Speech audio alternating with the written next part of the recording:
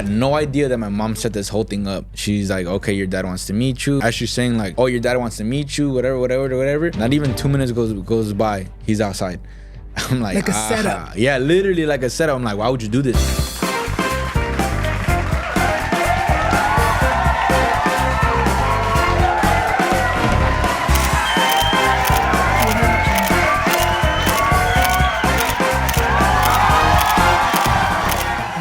Everyone, I'm your host, Alannized, and this is Noche de Pendejadas, your favorite podcast turned talk show en donde yo te traigo a tus influencers favoritos para platicar y posiblemente sacarle sus trapitos al sol. Hoy les tengo un invitado que yo sé que allá en casita ustedes están súper emocionadas de escuchar y ver. So without any further ado, please help me welcome my guest tonight, Dominic Sotelo! Oh, yeah. Aplausos, amigos! How are you, good, friend? how ¿Cómo are you? estás? I am very excited and I am good.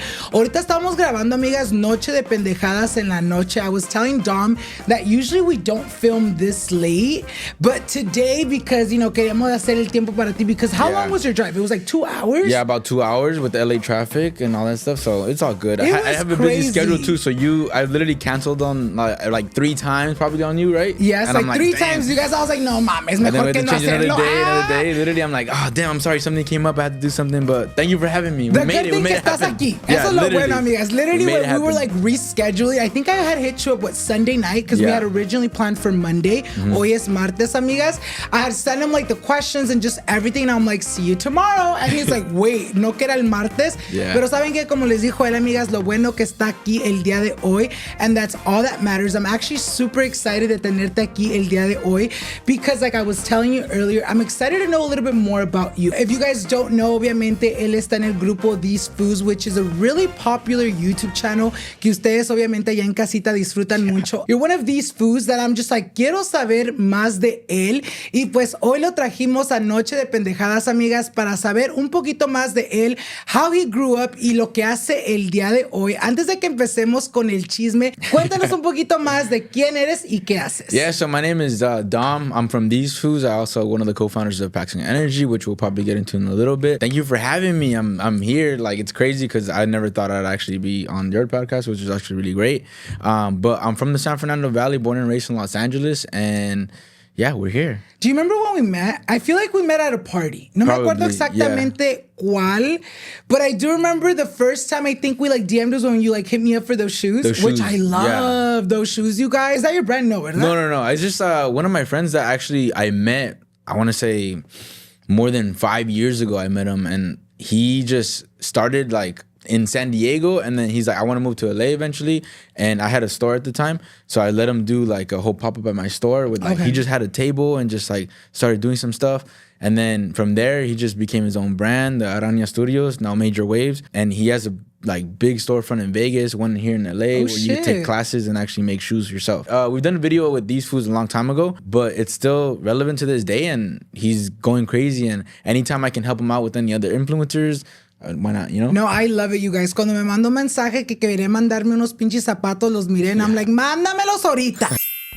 This episode of Noche de Pendejadas is brought to you by Booking.com. Booking.yeah. Every time I use Booking.com to find a place to stay in the US, I know they'll have exactly what I'm looking for. They have a huge variety of options from hotels to vacation rentals, and I know I can find exactly what I'm looking for. I found Booking.com to have something for everyone. No matter who you are, Booking.com helps you find the stay that's ridiculously right for you. Find exactly what you're booking for on Booking.com. Booking.yeah.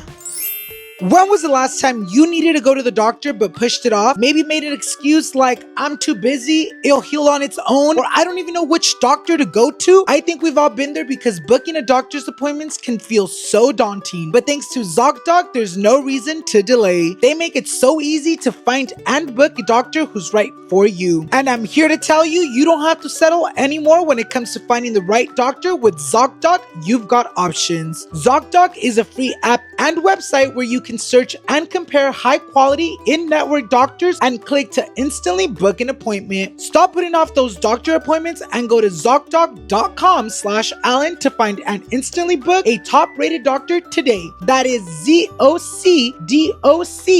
ZocDoc.com/Alan. That is ZocDoc.com/Alan. We're going to go ahead and start off with getting to know you a little bit better. A mí me gusta empezar de tu infancia. I feel like it's very important to really like understand by listening to their upbringing.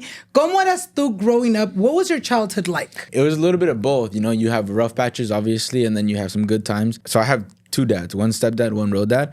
My stepdad actually went to jail when I was about 3 years old. It was kind of like tough not having a father, like an actual father figure growing up. But my stepdad actually came in and kind of like put in that role a little bit. I don't know if you know, but like a stepdad doesn't really do like the whole, you know, I'm not your dad. So it's not like, you know, he played both parts, but there was like lines he couldn't cross all the time. Exactly. So that was the part where I was like, okay, he was busy doing his stuff, working all the time. And it was to the point where I was like, damn, I don't even know. Like, I was in high school and I look back to my high school pictures today and I have pictures of like, I used to want to line up with the comb over. My line was like right here because I never knew what a barber was.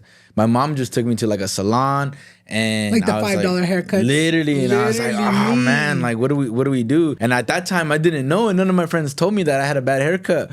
And to this day, I don't even know how I had girlfriends at the time, but I look back and I'm like, wow, I should have went to a barber. But literally, from having two fathers and like seeing like, okay, one is here just to provide like kind of a house for our heads, and another one like, where is he at? Why isn't he in my life? Was he like and absent? Like your biological father? He got arrested when he was in jail when I was born, and then I think like when I was like 3, he went to jail again, and then I believe around 5 or 7. He got his 3rd strike. He's an immigrant, so he got sent back to Mexico on 3rd strike. Shit. He didn't get out until I was about 20, and then he recently came back into the United States when I was like 22, 23.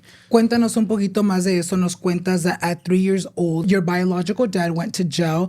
What was that like growing up for you? Did you know he was in jail, or tu mamá para, protegerte te decía otras cosas? No, we knew he was in jail because around like 6 or 7 when he got locked up again, my mom kind of just officially said, I don't want this life for my son and my family, that I don't want to be like, let's go visit your dad in jail, and you're also going to go visit your uncle in jail and your grandpa at the time. Like they're all in the same facility, and she just didn't want that life for me. So she ended up just telling him like, hey, we're going to cut it off. You know, she has her new man, obviously. He's been there since I was like 2, 3. So they weren't really together at the time since when I was born. I have an older sister, so they tried doing that when my sister was born.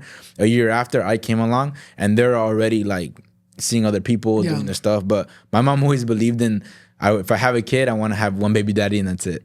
You know, and it didn't work out that way. I still have a half sister, but she's still my full sister, you know. Was that hard for you to like understand at the time? Because obviamente en ese momento tu mamá te estaba como tratando de proteger. You know, she was doing what she thought as a mom was the best for her children. At that moment, did you understand like, oh shit, like I'm no longer going to see my bio dad, but it's for the good? Or did you kind of like rebel a little bit? I never really was that type to really rebel. It was more so like I understood what you're doing at that time, and I was very young at the age.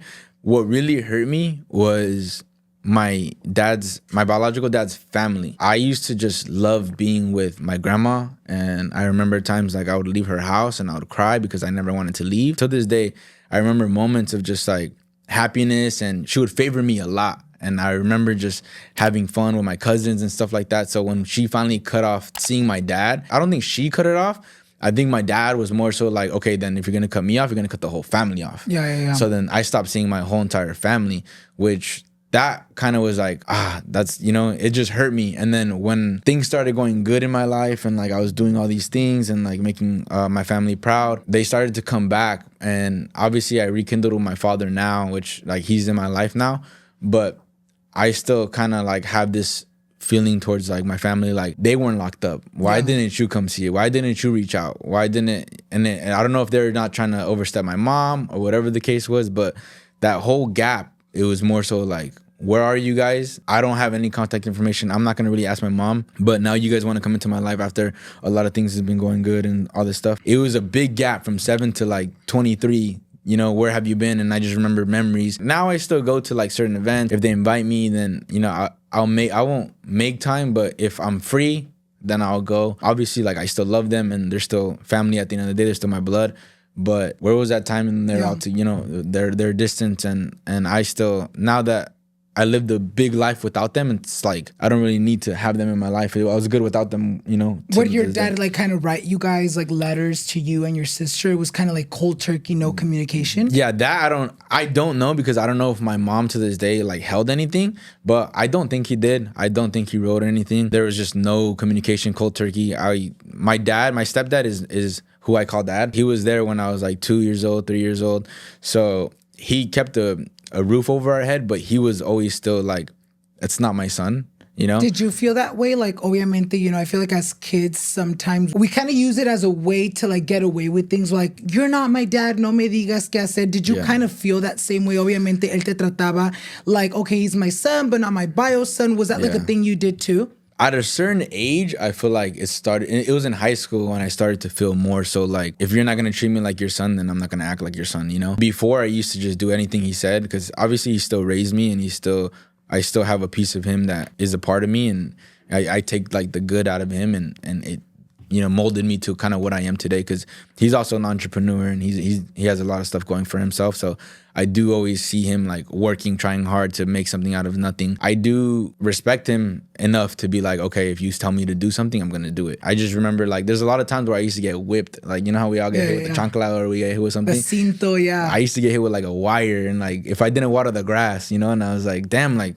why am I getting punished for like, I mean, I guess like it's a punishment, but to a certain extent, I'm like, damn, why am I getting hit like this? Like, it doesn't, like, I feel like I don't deserve this. You're not my dad, whatever. But he's also like a big, like, buff guy. Like, yeah, you're like, so I'm gonna just take it. Yeah. Yeah. So it's like, I think one time I rebelled, and like, he kind of like just pushed me against the wall, because I was laughing at my sister, which is his actual like daughter, and my half sister, which I still consider her my full sister. I'm always gonna consider her my full sister. But I was laughing at her over like something stupid that happened, and she was crying. She's like, why are you crying? And he pushed me against the wall, and like had his like hand here, and I just like, I literally was like, I was at that age where I'm gonna like either fight back, or like I literally just looked at him and just like kind of made it tighter on him, and just like went in his face a little bit more, and like then he just me, like literally like you're not gonna, like, it doesn't hurt me anymore, So I stopped, and then he stopped, and I just grabbed his car keys, and I just left. And I was like, this is like, you're not, what are you gonna do, And yeah, I don't know. Nowadays, like, I'm still close with my stepfather, which is, to me, like, when I say dad, I feel like I'm talking about my stepfather. But we're still close. We're still really good. I still, want him to succeed. I still like enjoy like his businesses. He has a bunch of restaurants right now. Okay. Yeah. Okay. So in the San Fernando Valley where we're from. So you eat for free at the restaurants? Yeah. So I tell him, hey, I'm coming through. Like, I don't really, where his restaurants are kind of like about 20 minutes from me. So if I'm in that area, then I'll eat there. And yeah, I don't really like, I won't go out of my way to be like, oh, I get free food all this time, right here, like whatever the case is. But when I'm in the area, I'll go. Do you feel like you did that more when you were younger? When you're like, fuck, hoy no tengo para comer, chinga su madre, I'm gonna go to my like well, when I restaurant? was younger, it was different. He didn't have a food truck when he was younger. So it happened like my senior year of high school. So senior year of high school is I started working about 4 jobs at one time, and one of the times was working at his food truck. So he had a food truck at the time, which was the very first, like, it's called Papa Juan's. It's the very first Papa Juan's, and I used to work there every Friday because it was a food truck night in like Granada Hills. Was it like Mexican food? Mariscos. Oh, okay. Yeah, it's all mariscos. So like ceviche, tostadas. Oh, we have like quesadillas doradas. Like they're I'm telling you, I'm not saying it because my dad. They're fire. Today's video is sponsored by literally. But no, they're really good, and we used to get a lot of like. I just did a podcast with Jenica, and her mom was there. Like, she visited the restaurant multiple times and stuff like that. Like, he's been having this for a long time. It was good. And then he started his storefront, whatever the case, But I've always, anything he said, I was always like, okay, I'm gonna do. I wanted to be a cop because of him. He wanted me to become a cop. So I did like a whole police academy my senior year. I stopped going my whole senior year of high school and joined this police academy, where I eventually got my associate's degree out of.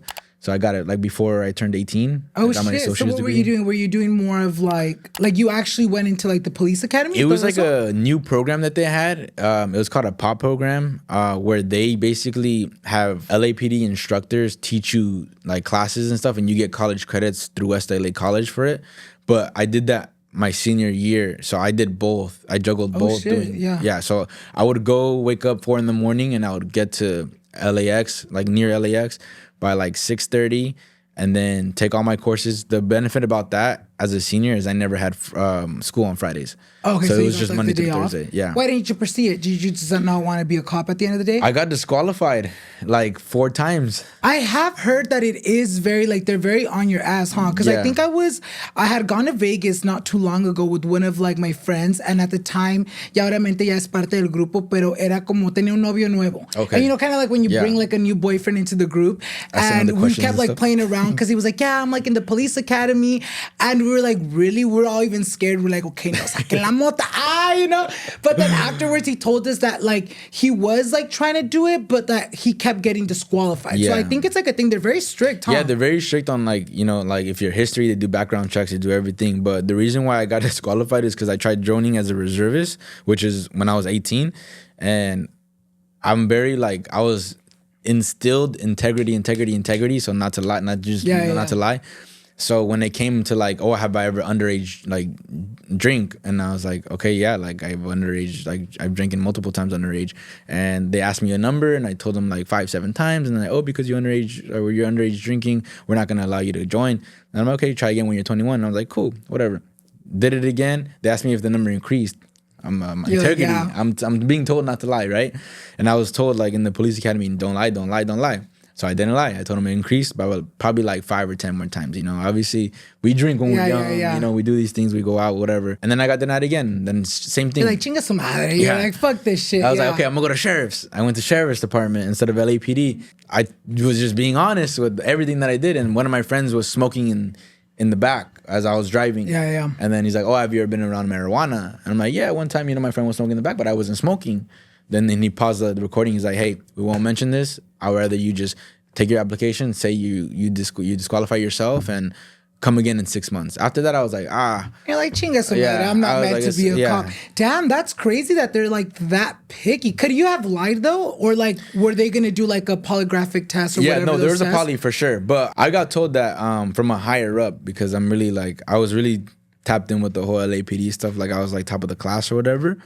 I was told that those little white lies you can get away with. But I was scared of the poly, you know? Like, I'm going to take like, they're literally going to like... luego va a ser peor, I'd rather stop now than be embarrassed when the whole thing comes up, you know? I think I would have probably lied. I'm like, I would have fucking lied. Because I feel like those lies, I mean, those truths that you told weren't like crazy truths. Obviamente, si hubieras dicho, maté a mi vecino, lo tengo escondido, lo enterré en mi backyard, ya hubiera sido otro problema. But like, the drinking, I feel like that's so crazy. I feel like at that age, it's like a little normal. You're trying new things. You're in high school, you know, you're doing all and these you're things, like, okay, like fuck it, who cares? Let's break the law. But you know what? Lo bueno que no lo aceptaron, amigas, porque si no, luego no lo hubieran visto on these Foos. I want to go back a little bit. You know, nos cuentas that at 21 years old, your bio dad got out of prison. Cuéntanos un poquito de cómo te das cuenta. Who told you the news like, hey, your bio dad is coming out of jail?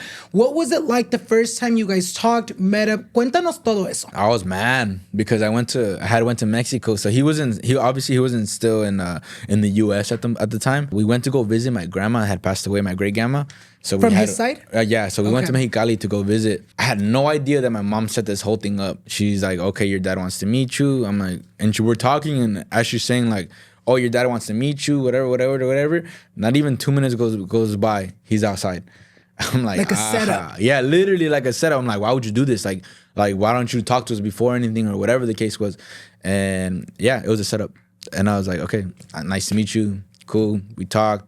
Maybe had a beer. But I kept it very cold turkey and was just like... Was it awkward? Like, you were like, I don't even know who you are. Yeah. I mean, I have like memories of who he was. But not like who he is like as a person. Yeah, exactly. Yeah. I don't know if he's still like this criminal or if he's, you know, like... I don't know, you know? I just kept it... My wall, my barriers up. My whole family was there. We were all visiting my grandma in Mexicali. So I was going back to my cousins, my uncles, and I was like, you know, they're all over here staring like, wow, you guys look alike. You guys look similar. You guys look crazy. I'm like, cool. Like, Yeah. you know. What made you want to like reach out or like try to rekindle the relationship? Porque nos cuentas un poquito que ahora, aunque sea, if not the best relationship, aunque sea tienen una relación, what made you be like, you know what, al fin del día es mi papá, a lo mejor sí quiero tener una relación con él. What was that like for you? If it wasn't for my sister has 2 boys now. She has twins. She really let him in with open arms. I let it be. I talked to her and I was just like, hey, why are you letting like this person into your life just so easily? Like, you don't know anything, whatever. I'm not going to get mad at her. She's a grown woman. She could do her own decisions. And he started coming around a little bit more often. He crossed the border for us right before our birthdays. We're both in June, so he crossed the border like a couple weeks before. We went to go see him. And I just like, okay, you're making an effort to be part of our lives. Like, I'm not going to completely have a full wall and just block you out of my life. But I give him his chances here and there to like come in and like, you know, enjoy it. And we have built a relationship. He helped me move, and I give him the opportunity to kind of like, we talk, we bonded. I think that was like the most we've ever bonded. But now it's like I'm trying to get some investment property in Mexico. Okay. So to get my citizenship, I need to have like him there. I'm not saying I'm using him, but like we built that relationship enough where I can finally be like, okay, like Si no te usé todos esos años, te uso ahorita. Yes. Literally, yeah. So, I feel like that's very normal though. I feel like even maybe him as a parent, he's like, you know what, like even he might be like, no, úsame mijo type shit. You know, like to make so that's up how for he it. is. That's how he is. So exactly that's how he is. He's more so just like, hey, like I have, if you have an opportunity where you can use me, like use me, like you know, he's very, very there for me. And if I like, even for moving, it was very last minute. I wanted to move out the place that I was at. I just was feeling bad, like I was just down, dark walls, everything, and I found like the apartment where I live now, and it's just nice, it's good, it's like very uplifting, and I was like, I want to move tomorrow. And he's like, I got you, you know? And then that's when we kind of bonded. And then it wasn't until this year where I'm finally working on my dual citizenship. And obviously he's a big part of it because he has a citizenship out there. So nos cuentas de que él no estuvo presente emocional and physically, you know, literally. Growing up. And then you had your stepdad that was very much like a provider, not very there maybe emotionally for you. What was that like for you as a kid? Do you feel like it affected you not having that father figure to guide you or to like be like, mijo, mira, esto en esta etapa de tu vida se hacen las cosas así? Did that affect you in any way? If so, in what ways? It did. I was never a bad kid. So I never like did anything where I was like, I really needed guidance to be like, oh, like, is this wrong? Is this good? Is this what I'm doing? But I did feel like I needed a father figure in my time. And my stepdad and my mom didn't have the best relationship. They're divorced now, but they didn't have the best relationship where I'm always just getting mad at him. Like, why'd you do this to my mom? Why'd you do this? And I've always had like a certain resentment towards him. You know, with every downs, there's always ups. He's very into working out. Like I said, he's a big guy. I feel like that's why I am the way I am right now. I was instilled about the gym, working out. I see him go to the gym, come back home and just fit all the time. I don't think to this day, I don't think I could beat him in a race. Like, he's just fast. Like, do you guys bond over that? Like, do you guys go work out? That's the only thing we do bond. Not we don't work out together like that, but I do like thank him for instilling fitness into my life, because if it wasn't for that, then I don't know, you know? How old did you start like working out? Like desde chiquito? I was always interested in sports. So I feel like that was his way of kind of taking care of me. He would just throw me into sports. And like, you know, after school, I would just go into something. I was a wrestler. I started at an academy when I was like in middle school, and I started wrestling there. And then in high school, I started wrestling. What is it, like CIA? Is that like a thing, like the tournaments? Is that so CIA, there's certain tournaments like for state and CIA, like stuff like that. I've only made it to like regionals. I didn't make it that far, but there are tournaments like that too. And I don't know, for some reason, I feel like I had to just make them proud, and I feel like I never did that.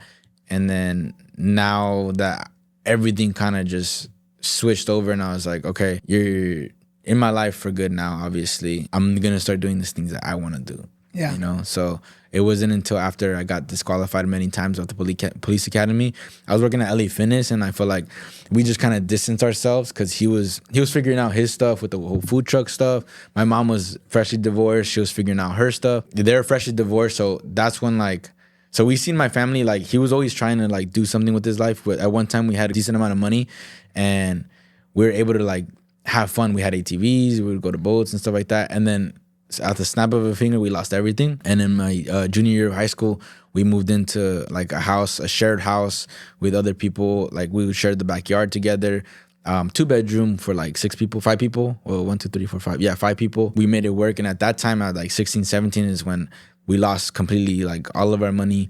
And I started to fend for myself. So it's like, okay, my mom's asking me for gas money, you know, like I got to start working at 16. So I had my first job, and then at 17, I had 2 jobs, 17 and like a half. Before I finished high school, when I was doing the whole pop thing, I had about 4 or 5 jobs at the time. That's when I was like, okay, I'm going to just work. Do you feel like that motivated you where you're like, you know what, like I got to get out of here. I got to do something for myself. Even in high school, I was trying to sell shirts, and I was making clothing designs, and I was hand printing everything, selling them. I had a couple of like people like in high school that would help me, but they weren't organized. So I was just like, you know what, you guys want to be organized. You don't want to do it my way. I don't want to do this. Like I was very organized, and I just tried to like have everything on pen and paper. If you're gonna make an order, write it down. We didn't have like Instagram and stuff like that at that time. You know, it was barely freshly new. Maybe like my senior year. But my sophomore year, I was just trying to sell shirts. Even in middle school, I was selling candy, selling like whatever I can. So desde ese momento tú ya tenías como mente de like entrepreneur. ¿Cómo se dice? Yo no sé cómo. Entrepreneur. Yeah. Did I say it right? Yeah, entrepreneur. It's a shot, you guys know. But in general, I feel like I always like fuck it up. Yeah, I always butcher it. You know, obviamente quiero platicar un poquito más de eso, but I kind of want to retract a little bit. Nos cuentas that, you know, your dad, your bio dad, and your stepdad wasn't present. How was your relationship with your mom? Do you feel like you guys, was it good? Yeah, amazing. I love my mom. I just saw a video that you bought her like a purse, a Chanel bag. How was your relationship with her growing up? Do you feel like because she saw that your bio dad and then her husband at the time wasn't being there for you emotionally, do you feel like she did everything and anything she did everything she could? Yeah, she did. I love my mom to death. She was my mom and my dad at the same time. I had the sex talk with her. Like now that I've kind of opened up about my life on other podcasts too. She just is an amazing woman, and she just never gave up. She always had this relentless self to her. Gifts like Christmas and stuff like that. Like my stepdad didn't buy them. My mom would sell stuff or like figure out a way to get us what we wanted. And she would always treat us just like both, like a father and a mother. So I respect my mom to this day, live by that, and like die for that. Like if my mom passes before me, I don't think like I wouldn't want to live. You know how they say that parents should never enterrar sus hijos? I'm like, no, mi amor, yo quiero enterrar que mi mamá me entierra a mí para yo no sufrir. But then it's kind of like, fuck, then you're gonna leave her with that sadness, you know? Nos cuentas that your mom got a divorce. Do you feel like her getting a divorce affected the way you saw love or relationships? Obviamente, you know, you were growing up, you saw that, you know, the relationship with your bio dad didn't work, and then down the line, maybe you didn't understand why the relationship with your stepdad didn't work. Did that affect you when it came down to like you dating? Did you feel like, you know what, well, true love, it doesn't exist. You know, I'm just here for a good time, not a long time. Did that affect you in any way? I feel like it did. Now that I'm older and I kind of see like a past like relationship like that. So I feel like that's the reason why I am single, is because I'm very scared to commit and make sure that somebody is either, you know, there for me, or, you know, it's very hard, especially in LA, to find somebody that you just know that's going to be there, you know, to the ups and the downs. And I also like, I look at my dad and like I look at my mom, and like I really have a very high respect towards my mom. So it's like, if I don't find someone like my mother and like as loving and everything, then it's just like it's not gonna be worth it for my kids. And I really want like a home, you know. So I'm very picky with who I end up dating, and if I'm gonna date them for a long time, or, you know, like we all want somebody there. So sometimes like I'll be talking to a girl for 3, 4, 5 months, and then it's just like, you know what, I see these like issues, red flags where I'm just like I can't do this, like, you know. And that's why I feel like I'm very private on my life, especially with my dating life, that nobody really knows. A big thing about me is, even when like I had the store and everything, I wanted like no followers. Just at the time you couldn't buy verification, so I wanted no followers and just a verified account, because I know that the people that followed me were either like rich, wealthy, had something going for themselves, or want to eventually do business or something, you know?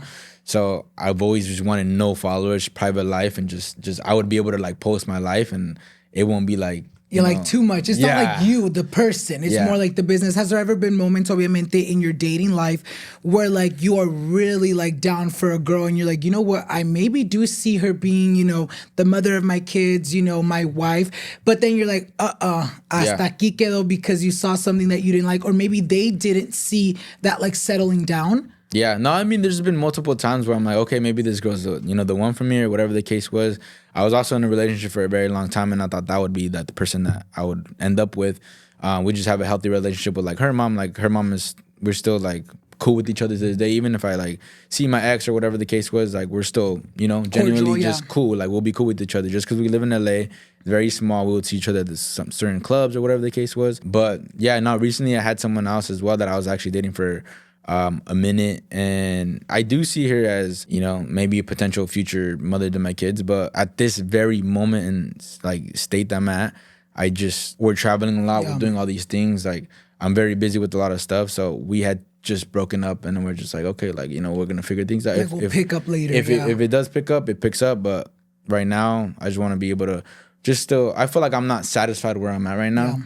And if she comes along the way, then cool. However God wants it to happen, then it'll happen. What do you think are red flags that shouldn't be ignored, especially, en este momento de tu vida? Red flags that shouldn't be ignored? It just depends on a girl. It's just like, I don't really want somebody that's kind of outside like that anymore. If you're still trying to figure out your life and trying to travel and see things, like, cool, we could do it together. If you don't want to do it together and you want to do it with your homegirls and go out and do stupid stuff, by all means, not the girl for me. Yeah. I'm already 28, so it's like, I thought I would have a kid already by now, but we don't, hopefully, nowhere. You're like, que le salgan el día de mañana. No, que no.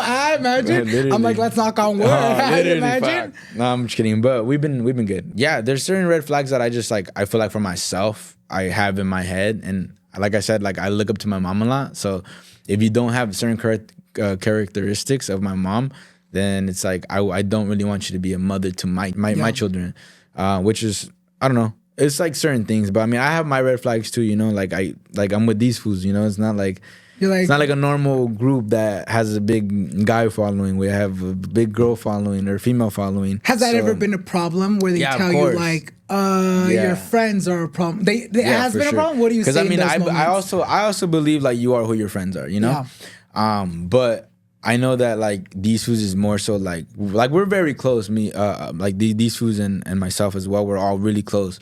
But it's more so like we don't really kick it if we don't film. Yeah. If we're not filming or having meetings, it's not like we won't really hit each other up and be like, oh, let's go kick it. Most of the people in the group do. I'm kind of just more like the back end. If anything needs to get handled, I'll handle it. Any business stuff that has to get handled, I'll either talk to our manager with it, or it would go through like me, BK, and Philly, Angel, and then our manager. And those are the 4 that like, or 5 that like kind of just handle a majority of the stuff. If it's not them, then it's mainly just like me, BK, and our manager, Especially like I'm really close with like BK too, and he has his family now, so it's like we don't really I feel like you guys are all doing your own things where it's like, what, cuando nos vemos, nos miramos con gusto because we're not all the time together. 100%. Which I feel like is healthy too because, I have friends that I love hanging out with and they're like my friends, but like a veces, you get so stuck in your world, you have businesses, you have things that you want to work because we're going to get into that in a little bit. I feel like you're a part-time influencer, full-time CEO. But I feel like you're more in tune with like all the things you're doing behind the scenes, Yeah.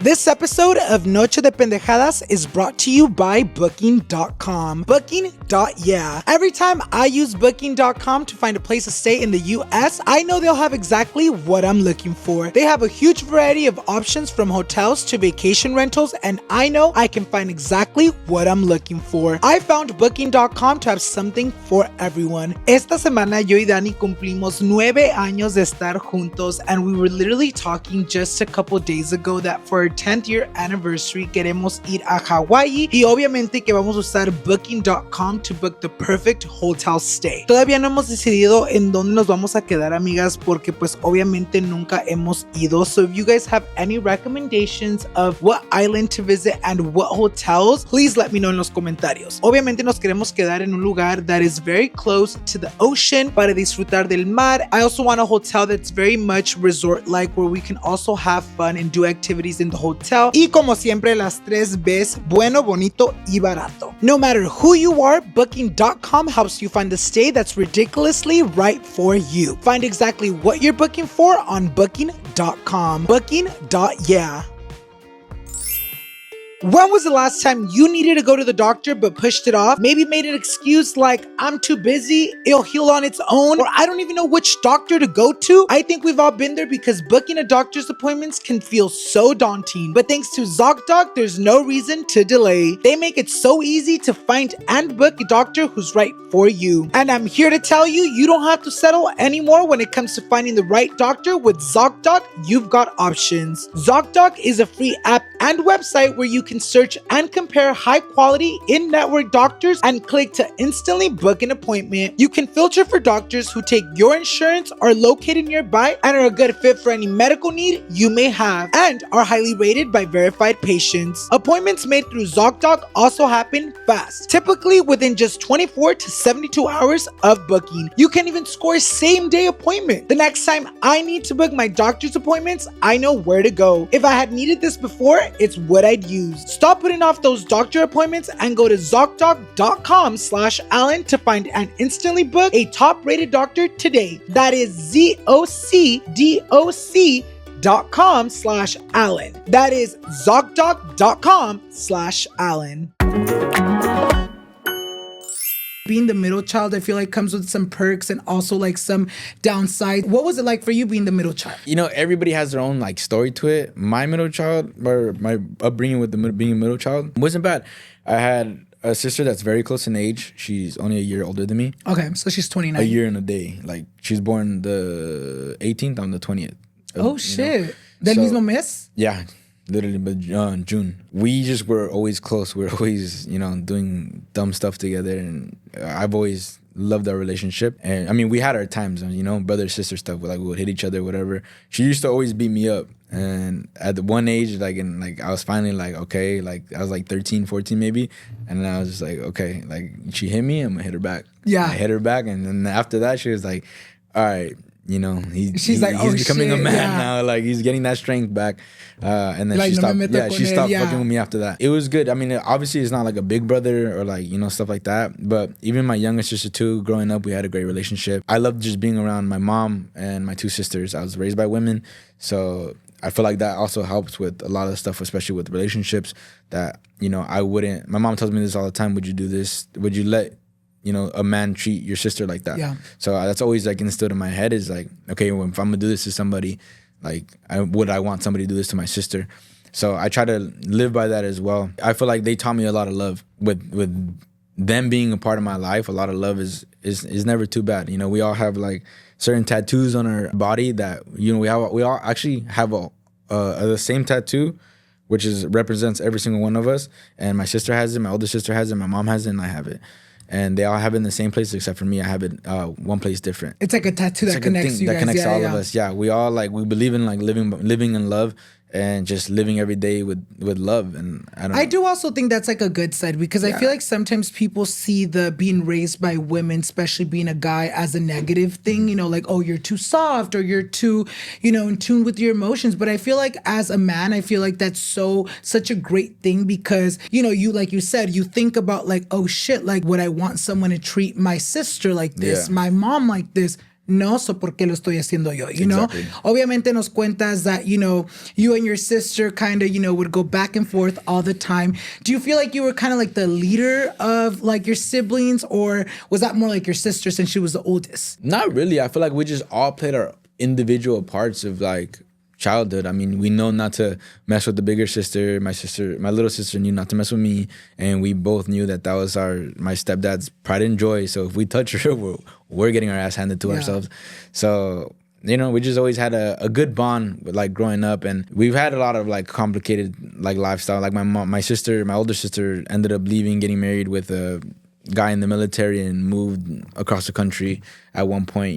So it's now to have everybody back in our lives together. My younger sister studied abroad in London, and that was a whole, everybody's just now together, finally in the same city, and we couldn't be any more happier to be with each other. So nos cuentas un poquito that, at 16, you guys kind of lost everything and you kind of started, working and having to figure out, when it comes to money on your own. Cuéntanos un poquito de ese momento de tu vida, what was it like? What was going on in your mind during that time? Do you remember much of that time? Yeah, heck yeah. Working 4 or 5 jobs wasn't ideal, especially at my age. I've always wanted to go out, do certain things, and I was always the one that was like, no, I can't. I have to go to work. I have to, I have to do stuff. If not, I can't do anything, you know? So I'm very, very, very much thankful for the lesson that it brought, because it wouldn't have made me who I am today. Maybe it would have, because I was always doing stuff to make money, but I was a busser. I was 2 jobs at the mall, and then on Fridays I would have my dad's food truck. Doing all those things really taught me a lot about customer service and like how to treat people, how to talk to people, how to interact with people, how to talk, communication skills, everything. So it really was a big part of who I was. And then I quit all those jobs, and I started working at LA Fitness, which was my last job. It was my last job in 2017. That was just like, okay, I was finally able to learn what commission sales were. So I was like, okay, so now I'm in charge of my own paycheck. I'm getting paid hourly, which is great, but now I can get commission on top of it, depending on how much I sold. And I was always fit. So wait, at LA Fitness, they do commission based? Mm-hmm. Like for membership sales. Okay. For membership sales, yeah. So membership sales, they do commission based, and if you hit like a certain quota, you get a bonus on top of it. So at that time, I was like, okay, like I'm making money than all my jobs together, you know? So I was like, okay, cool. I was able to get my own car at 18 and finance it myself. My mom was always big on credit, so we've always kept that a big thing on us too. Is like, I'm telling you, my mom was my mom and my dad. So she was like, credit, make sure your credit's good. You're gonna open your credit card as soon as you turn 18. Was it hard for you to like juggle, obviamente you were super young, from 16 to 18? Was it hard to juggle, working these 4 jobs, going to school, keeping good grades? Was that very hard for you? I'm actually very, very grateful that the police academy, that's when I was doing the whole, like, I would only work Monday through Thursday, and when I had all those jobs, it was very like, so I would wake up at 4 a.m, get there by 6. I would have school until about 2-3 o'clock, come home right before traffic with LAX traffic, back to the valley by 3. Then I would be able to work whatever job I had at the time that would like come up. And then between there, I was also going to Pierce and finishing extra credits just in case I needed to finish. But I would mainly do that on Fridays when I didn't have school. So I would go there Friday mornings. I'm not sure if like you're familiar with the whole college stuff, but if you take like a side class, like night school vibes, that's a night school. It's all compact in one. Like one semester would be compact into like those certain days, and you would have to learn so much within that day. Those were like, I didn't even know how I did it to this day, because I was very tired, busy, and just like I would go from here to there, still finish. But I look back and I feel like anything's just possible.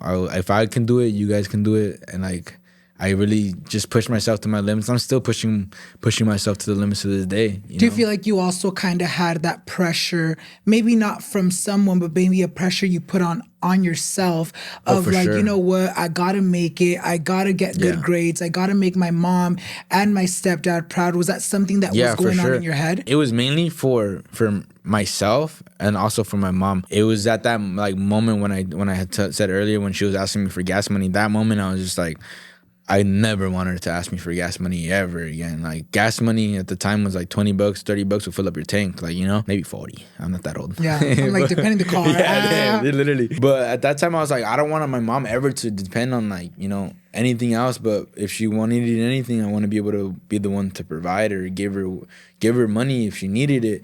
My mom's also a hustler. She's into real estate right now. But it did take a lot of pressure on myself, and obviously I don't want myself to fail. I still don't. I still go through things like a normal person, and as long as I have the right people around me, then I'll get over it and I'll figure it out. Estaba mirando that during that time from 16 to 18, you had mentioned that you lived in a garage, right? Yeah. Cuéntanos un poquito más de ese tiempo. What was that like? Did you understand, that like the situation that you were in? And when you finally moved out at 18, what was that like? Where did you go? Did you have like a little game plan of like, at 18, I'm going to get all the money I've been saving up, y me voy a mover acá, voy a hacer esto. What was all that like during that time? Again, it's always a lesson learned. We've always did what we could to survive, and I feel like if you're at that bottom state in life where you just, if you can survive, you're gonna just do everything you can to survive. About 17, when my parents divorced, I was living at my grandma's house at the time in the garage, and we actually I had one room inside, and my mom was in the garage, and it wasn't a pretty sight to see. But at that time, everybody was just doing their own stuff. My sister was dating that person, and then she eventually moved. My mom was figuring out her life. She was always, and this is one thing I like.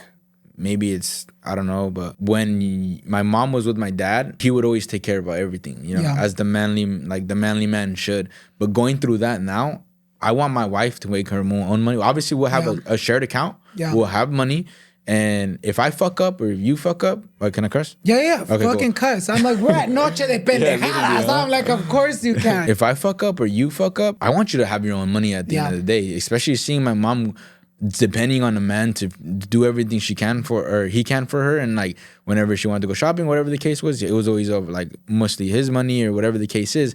And then go from a divorce to having nothing and having to move back to my grandma's house and restarting our lives, basically. Yeah. I never want that on my wife. And I've always lived to my account, your account, our account. Yeah. You know? And that's one thing that I want. So if you're a female out there and, you know, you want a man to take care of you, if that man ever dips and you're depending on him, you know? I do think that's very important, though, because 100%. I feel like women nowadays are very much like, no, yo quiero que me mantenga, no quiero hacer 1000%. Nada, yo nomás quiero ser bonita. And that's one of my red flags. Oh, the bonitas? Nomás soy bonita. Like, take care of me, whatever, no, mi amor, ponte a trabajar. Yeah, no, I do think, you know what's so funny? When me and my boyfriend first moved out to our first apartment, I remember one of my biggest things, I was doing social media at the time, but not like where it was giving me money. I think I always tell this story, but at the time I came out with the product at Ulta. This was when I was just doing makeup, right? Okay. So I had my own lip gloss and a highlighter that was being sold worldwide at Ulta. Wow. If you know, you know. But during that time, me habían dado un pinche cheque grande, right? Like to use my name and for sales or whatever. So we moved out with that check. But when we first were trying to figure out where we were going to move, at the time, my boyfriend was making more. He was working at 9-to-5 job.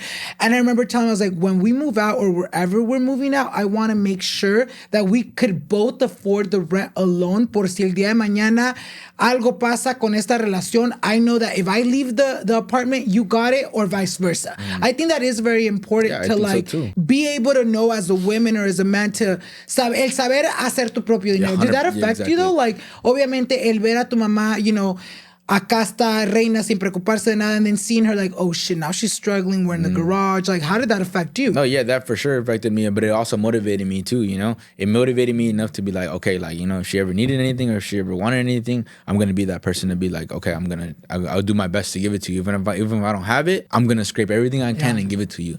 And, you know, that it made me who I was. And it wasn't until, back to the question, is like after I moved down to the garage, my grandma was a Jehovah. So she was very into like, don't do this, don't do that, don't watch this movie, don't, you know, very, very religious, where it wasn't like, I couldn't even like have a girl over if I wanted to, you know, because, you know, God forbid sex before marriage, you know. Yeah. But it was more so like that. So I was like, okay, I got to get out of here. And that's when it was like, okay, now I'm really on my own, you know? Yeah. At 18, I was like, okay, now I'm really on my own. Like, I got to figure my stuff out. So I had still one of my closest friends to the day, but he allowed me to rent a room out at his house. His parents loved me, or his mom loved me. His mom loved me. His brother knew of me, but he was also like, he's now one of my best friends too. They all just loved me, and they allowed me to rent a room out in their house, which I'm, you know, grateful for, of course. And it wasn't to that when I was like, okay, now I'm on my own. Yeah. I was working at LA Fitness, and then I had enough money saved up to be like, I'm gonna just quit and do my own thing, you know? So that's when 2017, 2018, around like that half shift. Actually, it was 2017. I can tell you it was around June, because it was my birthday, and I thought I was going to be a baller the next day, entrepreneur. Like it was a summer night. I was like 3:00 in the morning. Yeah. I'm like, the chickens. Like, it was crazy because it was literally like May, June. And I was like, my birthday's coming up. I don't want to work here no more. Yeah. I'm making good enough money with the commissions and all this stuff. At the gym, right? At the gym. Okay. And I had just moved out. I was already there for like maybe 6-8 months, and I was like, life was great. I was able to bring any girl I wanted at the time. You know, nobody judged me. I had my room to like separate, whatever the case was. And I was like, okay, I'm gonna be an entrepreneur. You know, life is gonna be beautiful, right? So then I had quit my job and I started drop shipping, and that did not go well. I thought it was gonna go well, but my problem is that I thought I was gonna be rich overnight. And then my birthday's in June, so it was my 21st birthday. Like after all that stuff happened, it started becoming it was being my 21st birthday, and everything's starting to click now. Yeah. You're like, I'm putting the timeline together. So I was working there. I moved out when I was 18. I was there for 2 years. I was already almost 19, 2021. 21st birthday was gonna come, and that's when I was like, okay, I'm gonna quit. Everything's gonna go crazy. I'm gonna go crazy. I got a wraparound penthouse in Vegas for my 21st birthday with one of my friends at the time. We split half. Our friends weren't making that much money, so we're like, we'll pay for everything. You don't have to pitch anything. Yeah. We'll get a Sprinter van. We'll pay for the Sprinter van. We'll just take a ride to Vegas and just go. And at the time, like I told you, credit was like a lot of, like it was instilled in my life. So I had a lot of Amex points at the time because I already had an Amex at that time. They come through those points. They do come Especially through. I be taking trips and I'm like, wait, estoy aquí de gratis. But it's those points. Like not too long ago when we went last year to Florida, our flights and hotel was all covered through Amex. Nice. Yeah. Oh, really? Yeah, I love that. If you're doing that through Amex, I'll tell you a different secret. There's way more secrets that like you can transfer all your points to different. You get 3 times the amount of points if you transfer a whole bunch of stuff. Chase also gives a great point system. Like we'll go other stuff. He's like, I'll fucking coach you. Yeah, but there's a lot of stuff but take advantage of points, take advantage of credit, do all that stuff. But at that time I had Amex points and I was like, I'm not gonna have the 21st birthday without my mom. Yeah. Called her. Was like, hey, I got points right now. I'll fly you to Vegas right now. Like you just gotta come. Like tonight I'll book the trip. Yeah. So then she flew out there. She had friends already in Vegas too. So I had flown her out there and she like just saw this like lifestyle that I thought I was gonna live, you know? That we got her out there on penthouse and ended up spending more than I should have, racked up a couple cards. Like, okay, then I came back and then I went to Cabo the next weekend. I was just living life like I thought I really was gonna be that guy, you know? And then I ended up spending a lot of the bread and I ended up spending more than I should have. Stuff started going on credit cards. At that moment I was like, oh damn, I just spent like majority of my money. Like what the hell am I gonna do? You're like, now I'm broke. Yeah, you're like, and I don't 100%. Remember what the fuck I did in Cabo or Vegas. Yeah, literally.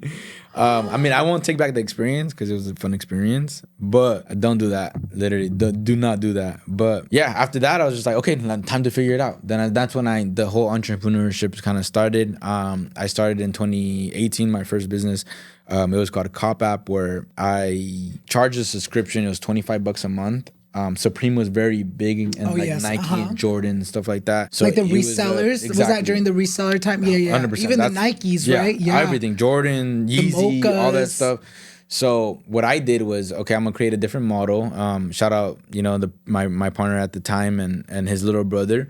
They kind of created this model and I was like, okay, this is it. I see the vision, like let's just do it. So we created this model where it was $25 a month.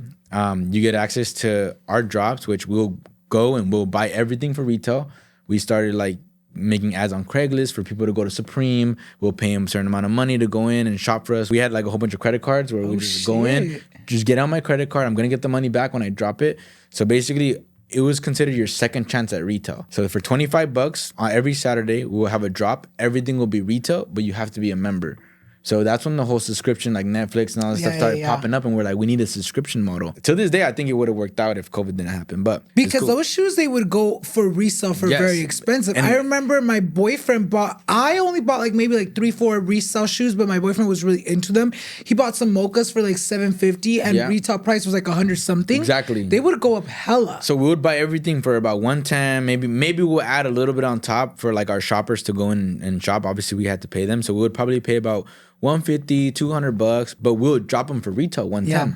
Even if they're going for $700, $1,000, we'll drop them for retail to the subscribers. So you had to be a subscriber, and it was doing great. Like we ended up doing like numbers with that one. That was my first time like in a year, like the gross income we like did like $1 million, that whole gross. Oh, shit. Like, but it was gross, So it was like everything that I spent plus the subscriptions, like plus the money I get back. Before all the expenses. Yeah, exactly. So it was like, I was like, okay, like we're touching numbers. You're like, I'm rich. Literally. Well, my fuck up is, or our fuck up is that we're using the profits to fund our lifestyle. So that's when when I realized like, oh shit. Like now we're like there's no profits anymore. And then COVID hit. COVID hit in 2020 and it shut down all the stores.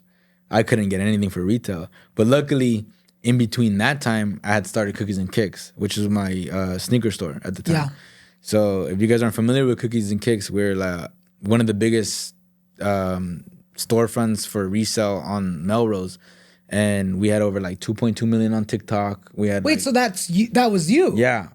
So I was always crazy. I was behind the scenes. Like it was just like we invested in it. Y todavía These Foos was not a thing at the time. Not at the time. Yeah. So this was like no one knew who anything. Dom was. Yeah, that's why I always wanted to be the person with no followers, but like I was doing stuff. Yeah.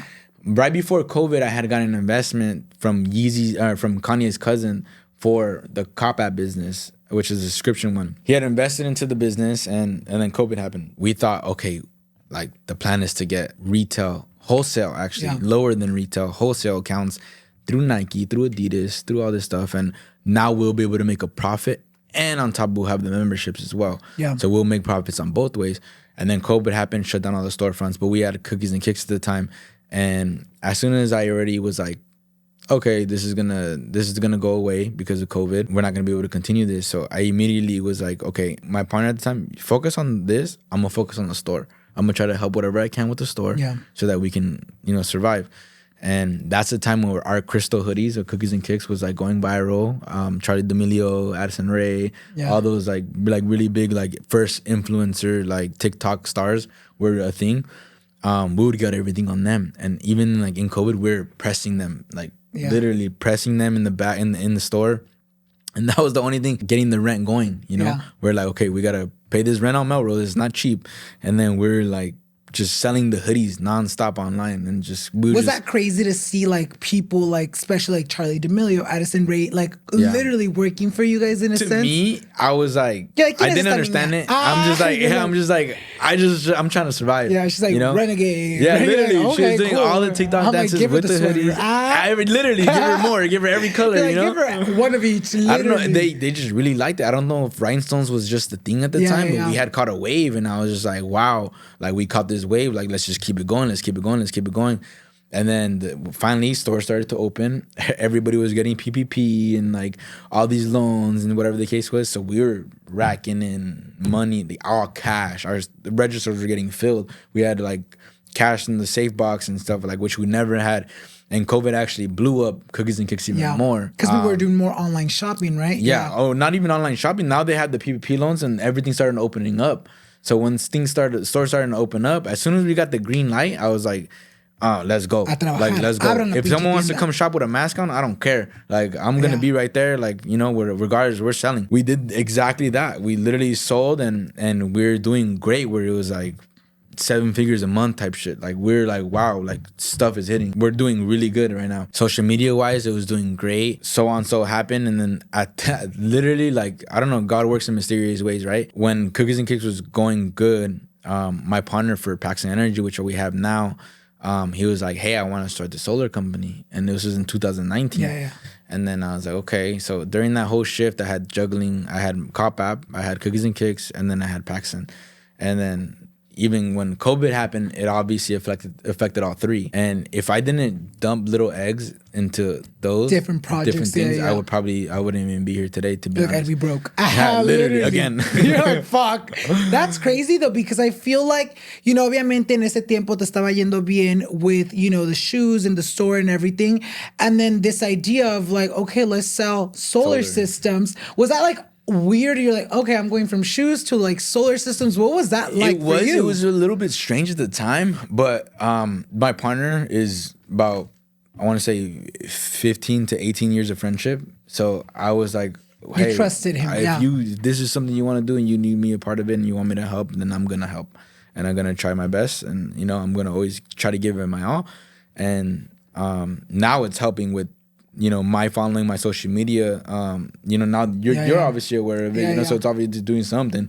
But I'm just bringing all my engagement and trying to flood it through. At least if you know the Paxton logo, then it's gonna help regardless, So that's my goal, is to just get everybody known, because eventually the people that follow me now are gonna buy a house. They're gonna want solar. You're like a walking ad for your own business in a way. Yeah, exactly. If you think about it, that's the way, literally exactly the way I think about it. And if I become more quote unquote famous or whatever, popping or whatever, then it's only gonna help my business regardless. At this time I was juggling all three of them, and that was crazy as itself. I was losing one business, and then the other one happened, and then COVID happened and like we didn't know what to do with both of the businesses. Do you still have the shoes or no? No, so the shoe store, it closed down, I want to say like 2002. I mean, I'm sorry, 2022. I'm like, damn. No. Yeah, hell no. I'm like, damn, that 2022. I'm like, how old are you? Literally, how old am I? The Benjamin Button one? Some mini facelift, imagine. 2022, around there is, I think, when it closed down. When it was like starting to like kind of go down. One of my partners that I had at the time, he was just very like ADHD and just like, I want to do this, I want to do this, I want to do this, I want to do this. And he was dumping money here, dumping money there, dumping so much money there. And it was just like, I wasn't really charging financials at the time. I was more in charge of like the sales floor because I grew up with a sales background and you working at the mall and doing all this stuff. So I would kind of like make sure my sales floor is selling. Because if we're not selling, we're not getting money. You know? So I was in charge of the sales floor, and at that time, I was letting him do whatever he wanted because he had great ideas. And you kind of trusted him, like, oh, you got that. I got this, you got that. Exactly. I've never been a social media person. I've never been a content creator. He was getting all these the influencers in the store, getting them what they wanted, giving them all free stuff. And I get like, you know, maybe we shouldn't have given so much stuff for free, but we were giving them like whatever they wanted. They would show love. We were literally sometimes like, would it not return back? Yeah, all the time it wouldn't return back. But it costs to play, I feel like, you know? So like even like if you're like a brand starting up and giving it to influencers and hoping that they post, if you risk it, like there's no risk, no Rari. So it's like we would just risk. If they posted, they posted. If not, cool.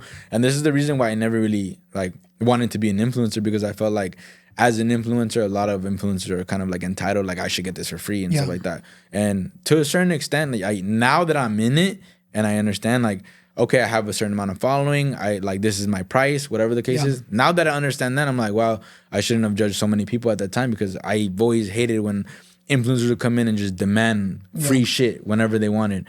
And to this day, now that I see that, I'm like, oh, wow, like maybe, you know, I could have been a little bit. Because I would like be like, bro, I don't care how many followers you have. You're still like whatever. Like you weren't seeing the power of social media at the time. Because I feel like, you know, for those of you guys that don't know, businesses that don't, you know, have the help of influencers sometimes go to like Facebook ads, or they run ads somewhere else, and that costs money. Yeah, it's 100%. So I started seeing like that happening, and I'm like, okay, cool. Like we're like on sneaker shopping with Complex, and I forgot what his name was, but he did a show on Complex with Cookies and Kicks, which is, you know, like at the time Complex is big. So they did a sneaker shopping at our store, and I was like, okay, like it's starting to pay off a little bit. Then my partner just made a whole bunch of wrong decisions and financially, and kind of just forced the business to kind of like shut down in a way. And then I think when so we had 3 locations, but we had 3 locations right next to each other, and we broke a wall down in between all of them. So we became the biggest store on Melrose. Was that expensive? Very. If you don't mind? It was like $7,000 a month on each unit. So we were paying about $21,000 a month just keeping it alive. That's crazy. Yeah. So it was very, very expensive. And at that time, it was especially like things were going down. We had to pay certain people. Stuff was coming up. We still needed to buy more inventory. We were spending hundreds of thousands on inventory. And it was just a lot of stuff, which obviously taught a lot of knowledge, like when it comes to like business and how to spend and how to, you know, navigate a lot of money at the time. But I obviously influencers were helping at the time. So we started seeing an investment, and I started getting haircuts by a friend, and he introduced me to Be Clean. And so that's how these who's like, they're like, I think they're like 3 people at the time, 4 people. And then, so you came very early on. Yeah. Okay. A lot of people didn't consider me like a side food, but I was always around within. Not the side food. Is that what they call you, the side food? In the beginning they did. Okay. Yeah, not anymore. But I was there when they had like maybe 30,000 subs. Okay. We're now like at 600 and something. That's crazy. I met Brian, and at that time it was just, we just bonded so well, and I was like, okay, I believe in your vision. I see what you're doing. Did he invite you to like these foods? He was like, vente. That's not how it like played out. Eventually, it was just like, he was the one that was like, okay, we just got to make him part of our group. Might as well, you know? Because like he's always here, chinga su madre. Exactly, literally. Yeah. So I was always just around. So we had our these foods, because I couldn't say we at the time because I wasn't really a part of it. But I just believe in the vision, and anything that they needed, I had the connections for. So I was always like, okay, here, have this, use it, like, you know, do these things. They always like, I had a house in the hills. I would always invite them in the house. Like we had a little like elevator in our house. Like it was in Studio City, like yeah. So we're in Studio City, like Hills, and it was very motivating to them. I actually just talk about this with Angel on my channel. Like his first impression of me, we had like a house in the hills where we had the elevator and everything. So my life was like very motivating, like successful. To them. They're like, oh shit, he's doing something right. Yeah, literally. So they saw that and they're just like, wow, like you're doing all these things and stuff, and I didn't ask him for $1.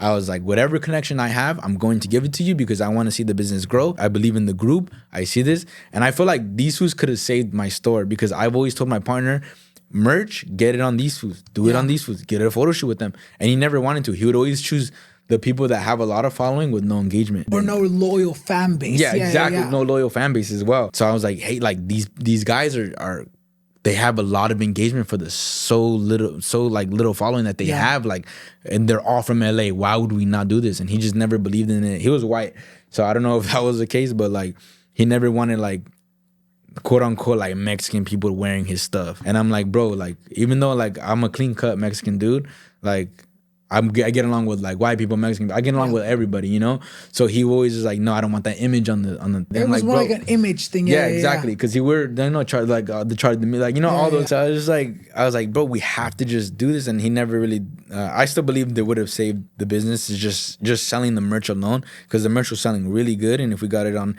people with engagement, it would have done great. So, things happen for a reason, whatever. Ahorita vamos a platicar un poquito más de Paxton. Ya ahorita que empezamos a hablar de these foods, obviamente, you hop on, how did that happen? Obviamente it didn't really happen like they invited you. It just kind of gradually became a thing. What was it like when you first started recording videos with them? Was it kind of like awkward? Yeah. What was it like for you? Because you always kind of didn't want to be in the limelight. Like in the limelight, you wanted to be just in the BTS. What was that like for you? It was very awkward. That's why I feel like I gained that title of like side food because like I said, I was clean cut. Like in the case was, so I would always tell them like if I'm chugging, if I'm drinking alcohol, like don't get me wrong, like off camera, like I would party crazy, like I would go to Vegas and like I feel like I've also like with them, they seen my party like lifestyle, like like they see me go crazy off camera stuff because I've always been just crazy. Yeah. Especially when we had Cookies and Kicks, we would get invited to like hide and do all these things for free, and we would just like we would party with like very well-known like influencers and stuff like that. So like I would make sure everybody's having a good time, whatever the case was. On camera, it was just awkward. Like I just didn't want to be that person. Like, mind you, I was coming into it. They're already doing it, and I never wanted to overstep and be like, "Oh, let me get my port in." He's doing too much. Yeah, exactly. Yeah. So I've always just stayed in the back. I knew like at that time, like I just needed to help him with the business aspect and help on the back end stuff. And I didn't mind that. Like, cool. If I'm gonna, help you guys grow, obviously, like I see the bigger vision. I don't see this just, going to a certain level and just falling off. I like to this day I still see the bigger vision, and if anybody slacks and if I don't get paid for a certain amount of stuff, I'm still gonna pick up on it because if nobody grabs it, then I don't want to be right there just haciéndote menso. Yeah. So, like you're there to like provide something to the group. Exactly. What was it like? Obviamente, you guys are now 8 people in the group. Is it hard when it comes to personalities? Because I feel like uno de vlogger, uno como yo cuando empecé en YouTube, it was just like people seeing my life through my POV, but now you have 8 people in one video, different personalities. How's that like when you guys film? Does it ever get kind of like annoying or like, yeah, wait, cálmate? Like, what is that like when it comes to the personalities of all the 8 foos? I wouldn't say it gets annoying because we've already been filming with each other for like 4 years already. So we kind of already bounce on each other and see how we are. At first, it was like, we would kind of get little arguments. I mean, we still have arguments. We're still guys and brothers at the end of the day, so we would like get our little nicks in. But yeah, at first it was whatever. But now like we grown to like know each other and we know how each other like how we are, and it's just vibes. We know we gotta get what we gotta do done and make content at the same time, and if we gotta make fun of each other, we will. And honestly, if you're not in our group, you have to have really thick skin because even when the camera's on, we'll talk shit and we'll just cut it out. But like we talk a lot of shit and we make sure like people feel uncomfortable, but we already know that like if they talk shit or whatever, it's like, bro, or whatever, But if that happened to somebody else, they would not be able to take that. Yeah. Like, I right. do feel like it's also very much like, I think the reason why, and I feel like you guys have been able to tap in not just with the girl followers, but also the guys, it's because you make, you know, your guys' channel makes you guys feel like you're there joking or clowning someone 100%. And it's never that serious. You know what I mean? Because I feel like sometimes, you know, I'll see clips or like, oh, this fool was mean to this other fool. Like, oh, that's fucked up. But it's like, wait. That's how we are. That's how you guys get along. You know, do you guys all have like different roles? Like, what is it like, you know, se sientan and you're like, okay, you're going to go get the stuff that we need to film. What is it like when it comes down to like preparing to film? Do you guys have different rules? Honestly, a lot of people just in the group are more so like half of them probably just pull up and we film and you're just like your character. That's what you just need to do is just focus on yourself, you know? Like be funny in the videos. I feel like I mainly handle a lot of the stuff when it comes to prepping for videos and just making sure like stuff gets done because I just don't like to. One thing about me is just I don't like to waste time. Yeah. So sometimes I would just like rush them in a way, but I'll make sure like I'll try to make sure we have things to do or like if we gotta order anything, I'll make sure it's there and just make sure that the videos goes well at the end of the day. You know, because it's that's also like another job at the end of the day. But do you feel like you're like the dad of the group? Yeah. Like on camera may not show it as much, but I feel like, you know, we make sure just stuff gets handled, taken care of, and repeatedly, like even when it comes to like taxes, I'm like, bro, like I made an appointment for you, pull up. That's all I need you to do is just pull up and talk to the CPA and just get it done. Like, you know. But, and I feel like you have to have that because I feel like as content creators, we sometimes are like, our life is so fun. We don't gotta like really like. I'm very much like, no, I gotta plan it out. Like even when I'm interviewing someone, like I don't like going that was crazy. in. That was the first time I ever got that one. Really? Yeah. Okay, so I don't like going in like blindsided. I like knowing like, okay, yo quiero saber que tú sepas cómo, de qué vamos a platicar, and also me, because then it just makes everything run so smooth. It just makes everything just kind of flow. You know, obviamente, you know, you guys start creating content. What is it like when it comes down to like coming up with ideas? Is someone in charge? Do you guys all just kind of get together and be like, hey, this would be fucking funny? Yeah. Because sometimes your guys' ideas are very like, good. Yeah. They're really good and they're very, and I feel like that's why people like seeing you guys, because it's not like a vlog all the time, but it's very much like we're doing something. It's crazy that you say that because literally I think yesterday we were just talking about how we want to do more, you know, we want to do better. But we've developed, and it was like about 2 years ago where we developed this schedule that we just been implementing every single day. Every single week where, okay, we meet up every day, every Monday at 7 o'clock. We talk about what we're going to do every last Monday of the month. We'll plan a whole month worth of stuff. And every Monday following like the next video that comes up, we plan and organize what we're going to do that day and how we're going to do it. And then Wednesdays always our film days. One thing I'm very proud of is we're very structured and how we work. And we've been religious to the schedule that we've been doing for the last 2-3 years. And that's what gets us, you know, going. That's what gets us gets the job done, because now everybody has their own channels right now, you know. So everybody knows Mondays you don't do anything. We have our meetings Monday 7 o'clock. Wednesdays be free because we're gonna film. Whether we may take 8 hours, 24 hours sometimes. Like just have it free. Just have it free. And then we plan the whole month, the either the last Sunday or the first Monday, and we just make sure that whole month is planned. That way we don't go in blindsided and we know that, okay, we have a 24-hour challenge coming up. Just know you're going to be tired the next day or you're going to sleep all day. For me, those 24 hours are, I love all you guys for those views. I don't know why our 24-hour challenges go crazy, but I hate them. You're like, fuck, I got to be with them 24 hours. You're like, yo, not even that. It's just like the next day I got shit to do. So I can't go to sleep. Like, you know, they're all full-time influencers, you know? So it's like I can't just sleep into 2, 3, 4 o'clock at night. Like I literally, the last 24-hour challenge was a 24-hour U-Haul. We finished at 7, 8 in the morning and I went straight to the office. And I didn't sleep until falling asleep like 7 or 8 o'clock. I'm office. Like, bro, I got to fucking go sleep. How do you guys handle, you know, creative differences or even like money differences? Is that like a thing you guys also talked about? Was that something like you guys talked about way before you guys kind of started? Because I feel like, you know, at the end of the day, you guys all got bills to pay. You know, the channel has grown so much. Mm-hmm. Is that a conversation you guys have? And if so, how does that usually go? Creative stuff, we just flow off of each other. Especially now that we've kind of done a lot of stuff, we try to figure a lot of things out. But when it comes to like the finance stuff, we all have our certain percentages that we've been having since we kind kind of started.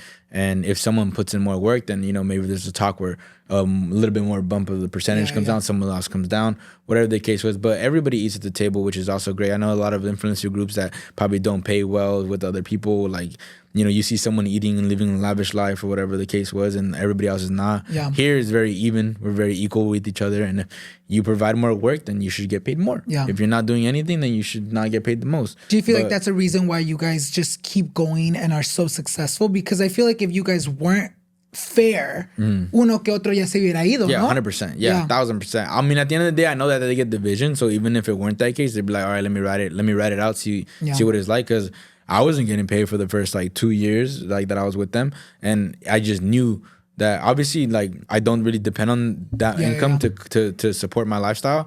But I was just like, I believe in the vision. I know we're going to be somewhere someday. And I know that with due time, money will come. You don't chase the bag comes. You just focus on the work. And that's always something that I believe in too. And you know, it's been great. You know, we've been fair with a lot of stuff. How do you feel like, obviamente, looking back at what it was when you first started, I feel like you guys have had a crazy growth. You know, like you said, now all of you guys are also just kind of, you know, spreading out. You guys son como un virus. Like fucking duplicating, going this way. You know, all of you guys almost have your own social medias. And I feel like you guys are also so supportive, which I love, because I'll see a story from you and it's you reposting your homie. I'll see 1,000%. A story from your homie and it's your homie reposting you, which I love. You know, how do you feel, and how, when you look back at how it was when you first started versus now, what do you think about, like, you're like, wow, we really are making this vision come to life? 1,000%. It's crazy. The journey has been amazing. We support each other with anything that we do. And even if it's our own channels or whatever the case was, a lot of people might think that, oh, we're going to be falling off, but we have a good structure within the These Foos organization where we're going to keep thriving and doing our thing. And our separate channels is just so that you guys can kind of get a personality of each and every single one of us outside the group. The more that I field my own supporters, and Angel builds his, Philly builds his, and Brian builds his, and so on and so forth, it's going to help the These Foos channel even more as a unit. So we believe in just supporting each other. And overall, like, I'm very good at reading people, and all those guys have great hearts, great mentalities, and we just support each other, you know, daily. Does it ever get to you or to the group? You know, obviamente TikTok is a big source of the hate, or where people really will see like a 10-second clip and they're like, oh, this person's like that. Oh, this person's like that. Has that ever affected you, or just like the dynamic of the group? Not really. I mean, it has. Obviously, like, nobody likes, you know, stuff coming out in the, like, on social media and stuff, but we're very funny when it comes to just each other. Like, we're already clowning each other, so it's like we make fun of it, we joke about it, depending on the situation, right? We'll joke about it, and we're just kind of like, everything dies out after a while. So it's like, don't stress on it too hard, and we make sure that we have each other's back. If you're going through something, like, we'll make fun of it, but you know, like, you guys, you know that you'll get through it, and we're here to help you go through it if it really bugs you that much. And we have a good support system within the group too, so, you know. I love that. You know, ya para terminar el tema de These Foos, because I really want to talk more about your business, Paxton. You guys have collabed with so many people. What has been one of your favorite, like, collabs where you're like, oh shit, that was cool, that was fun, you know, the audience loved it, we loved it? What was one of your personal favorites? I mean, a lot of the collabs have been fun, but honestly, meeting Karen and Eddie were probably my favorite, just because, I mean, I bond with Eddie. I mean, he was just on my, like, I don't have following on my YouTube, my personal YouTube, and he's just been somebody that I've also, like, just genuinely, like, had a great relationship with. And he's busy and I'm busy, so, like, the connection kind of, like, fell off a little bit. Every time I see him, it's more so just like, damn, like, this is the guy that, like, he's just been a chill guy. The way he treats his wife is great. The way that they have the relationship is great, which I admire. And even when we go out, like, to, like, trips and stuff, I'm always like, damn, they have a really good relationship, like, something I love in a couple, you know? So I feel like just Karen and Eddie would always have a piece of my heart, you know, just to see them, and just even catching up just with Eddie, and, like, making sure, like, everything's going good, because I obviously want everybody to succeed. And we met Cade very early on until like, both of our journeys growing up as These Foos and Cade. And I don't know. I just like there will always be my favorite, like no matter what. You know, I want to go ahead and go back to Paxton Energy. Es el último tema que tenemos el día de hoy. Cuéntanos más de eso. You know, your friend told you like, hey, let's invest in this. What do you guys do? Para la gente que nos está mirando ahorita que dice, ¿qué chingados es Paxton? Es la pinche clothing brand. No, mi amor. Cuéntanos un poquito de qué haces. How does that work? Y todo eso. Véndenos. So we're a vertically integrated company. So at first we just started selling solar and would basically be like the middleman. Now we do everything from A through Z. So we sell it, we install it, we make sure everything gets done properly. It's been something that we started in 2019. There's 4 of us involved. And at first, obviously, every single business is going to have the rocky road. But I feel like this last year, things have been picking up a lot more. Now that we became a vertically integrated company, where we're able to do both the install and the selling, it just became smoother for all of us. To a lot of people that, you know, I feel like social media nowadays, they think that you have to have that sexy business that's like, you know, poppin' or clothing brand boutiques, or like, you know, like, yeah, exactly. Fans, literally, yeah, like literally. You know, it may not be like a poppin' like crazy business, but it generates good amount of income. And I feel like we have core values in Paxton Energy that we believe in, and a lot of it's like giving back, and we want to hire more people because we want to grow too. But if we can we've changed people's lives in the company where they literally like came in with raggedy outfits, no car, like suited up, and then now they're just like has a Rolex and just change. It feels good. Changing lives. So antes nomás hacían ustedes como vendían el producto and then you guys would kind of hire like a third person to go install it. So now you guys do everything together. Yeah. For those of you guys that don't know, which I'm sure I feel like the concept of solar, you know, energy is very like known. Well, you know what? Even me, I feel like I still don't even know how that works. Yeah. How does that work? So like what benefits, like let's say someone at home is watching, like what benefit would it be like, oh, maybe I can use of that? No, 100%. I mean, on it, like obviously I'm in the business and I believe in it to my core. You're pulling electricity from the grid, which is either LADWP, Edison, or whichever one that we live in, or that you guys live in. There's a utility company that's charging you X amount of rate. They can charge 30% tomorrow and you're gonna have to pay that no matter what. You're tied to it. You have no choice, no other option. Right now, there's an option to pull your own electricity through the sun and with the solar panels and basically be your own boss in a way. And once you have those panels on top of your roof, you're pulling your own electricity. Certain jurisdiction needs certain batteries or whatever the case is. Obviously, we would help you with whatever, but you're basically changing one bill that can fluctuate up and down to one steady bill. You know exactly how much you're going to pay. It tends to be about 30% to 50% way cheaper. A lot of Mexicans, to be honest, especially like older Mexicans, they have a hard time understanding it because it's so not new, but there was a lot of scamming that was originally involved in solar, and it put a bad name in solar. We make sure that we literally sell everything with loyalty and make sure that the homeowner is taken care of. They're saving money because we believe in giving back. So they're saving money and they're literally able to know exactly, because the biggest, we actually just made a video where the biggest problem is that a lot of homeowners right now are getting a bill and they don't even know how much it's going to be. They're scared to run the AC. They're scared to like they don't know how it's broken down. Okay. Well, even then, like summertimes, like don't turn on the AC, don't turn on like leave it off, open the fans, you know, stuff like that, because they don't want the bill to be so high. Solar kind of gives you that freedom of knowing, okay, I'm going to pull X amount of power. I'm able to use the AC freely and be able to be comfortable. Instead of having to worry about 110 degrees outside, not being able to use the AC, stuff like that, we give the freedom of allowing you to not worry about that bill because you know exactly how much it's going to be. We make sure that that is your payment no matter what. And a lot of people think, oh, it's so expensive, it's so everything. There's so many programs right now where we can help, where it's no DTI, meaning no debt under your name. There's a soft credit check, but that's with everything. If you're going to go to any utility company, there's a credit check. And with ours, it's a soft credit check. If you get approved, as long as you're able to make payments, then you're good. And you have nothing to worry about. There's no debt under your name. If you want a roof, we can incorporate that in the finance as well, which is also available. It's a win-win for everybody, which is what I love so much, is that I'm able to help save the homeowner money, give them that freedom. We also make money. The company makes money. It's literally a win-win all around. And it's the reason why I love the business so much. Like it's one of the biggest leading businesses in California right now. So Are you guys currently just based in California, and do you guys have plans to like roll it? Yeah, so the plans is to obviously roll over to other states, wherever there's sun. Obviously, East Coast is a little bit harder.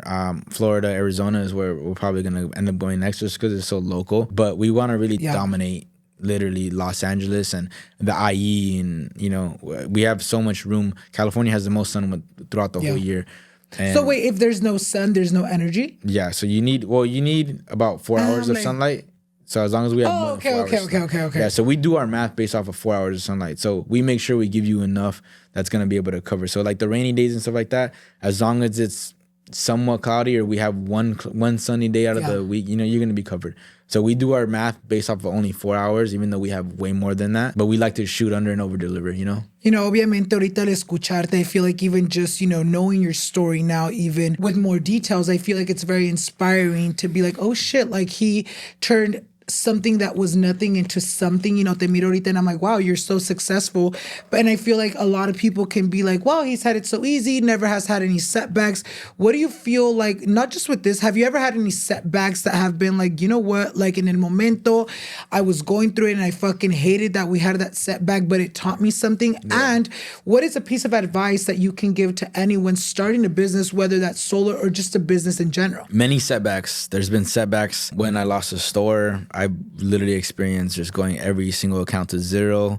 Then the following like month, I got scammed. I was into crypto a lot. I got scammed and my whole wallet just got emptied. Lost over like 6 figures there, where I literally had to start back from zero. And then it wasn't until like even last year I took a very big loss on of investment that just went south.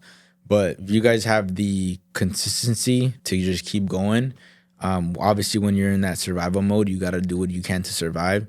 But consistency in everything, social media, whether it's any business, consistency is what's going to win no matter what. Just stay consistent with whatever you're doing and also have the right people around you. If I didn't have my best friend for 15, 18 years of friendship, I don't think I would be where I'm at today, because when the store was going down, I went to him and I told him and my mom, meet me here. I need something to tell you guys. And without their like, it's going to be okay, you'll figure it out. Once they told me that I'll figure it out, I'm like, you know what?